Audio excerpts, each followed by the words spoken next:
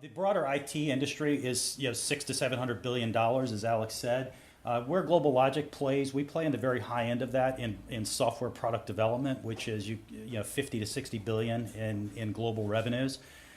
We have been working in Ukraine since 2006. I first visited Ukraine in the fall of 2007. We had about 200 employees at the time. We have about 2,400 today, as Ihor showed you.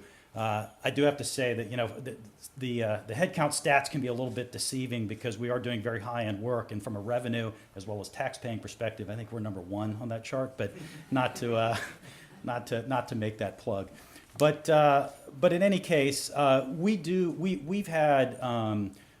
just had phenomenal success in terms of talent, productivity, communication, transparency. All the things that Alex hit on are really key to this marketplace, particularly from an R&D product development perspective. Because what we're doing is we're working with clients to develop the products that they take to market and drive their revenue. Right? There's IT outsourcing is a very broad set of initiatives and activities. But when we bring people to Ukraine, and we've got a large presence in India, we've got a large presence in Argentina, we've got a large presence in the UK, we work in Israel, we have a joint venture in China. So we've got a very, very good perspective globally, about 8,000 employees, and as I said, about 2,400 professionals in India. And our clients are always amazed at the level of talent, the level of focus and diligence, the level of communication, and frankly, the level of creativity relative to the other parts of the world, particularly India. Not to talk down on India here. India is a great destination. We've got a lot of success. There's a lot of talent there. We've got a lot of things that are done very well in India. But when you talk about high-level math, algorithmic types of work, embedded software development, where we're actually coding the chips that go into diabetes pumps that communicate remotely with hospitals and physicians that can automatically inject insulin into a patient remotely. That type of work is what's being done in Ukraine. Any of you who like to go to concerts or you go to church regularly, and all the soundboards, which used to be analog and now are digital, and we're doing a lot of that type of software development again in Ukraine with the engineers in Ukraine. So obviously the events of the last few months have been challenging for us. We've continued to have clients visit regularly. We've continued to have our executive team on the ground there regularly. Our CEO, Shashank Samant, who's based out in San Jose, was just there a couple weeks back. And it's amazing when you go meet with the people. I mean, they're most focused on client satisfaction, keeping up the productivity. Throughout all this, we had one day when the metro was down in Kiev where we gave people the option of working from home. And because we got tools and systems to track what they're doing, similar to what Alex showed, we had no downtime in productivity. In fact, we had 300 people of our 1,300 person staff in Kiev that came to the office anyway.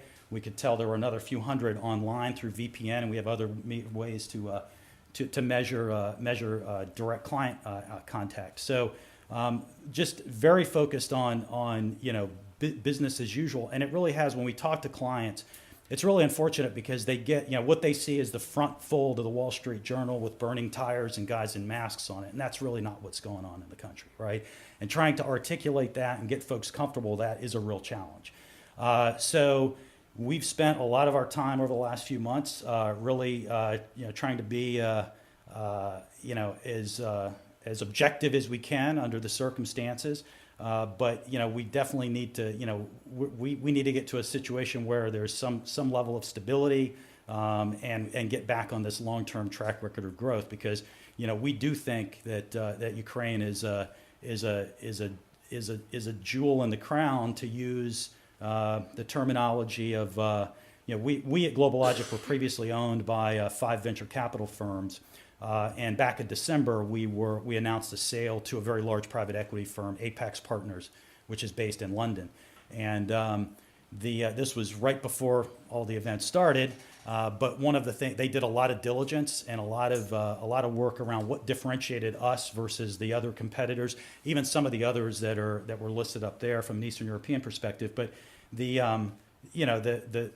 talent pool, the work that's done in Ukraine was a real differentiator and a real driver in terms of how they viewed the business and the value of that business, and to grow it, going forward. So, we're obviously, I've been to Ukraine many times. I've visited all of our locations in Ukraine. We're in Kharkiv, Ukraine, Kiev, Lviv, Mykolaiv. I've done the overnight train ride with my family, my wife and 2 kids, between those places as well. So I love it, and we would, we as an organization are certainly willing to do whatever we can do to support the continued growth of this, the initiative from a broader IT perspective, and Ukraine generally. So with that, I will stop my remarks. If there are questions, certainly feel free to grab me. I'll be around after this and happy to chat about our experiences in more detail if that's helpful for folks in the room. So.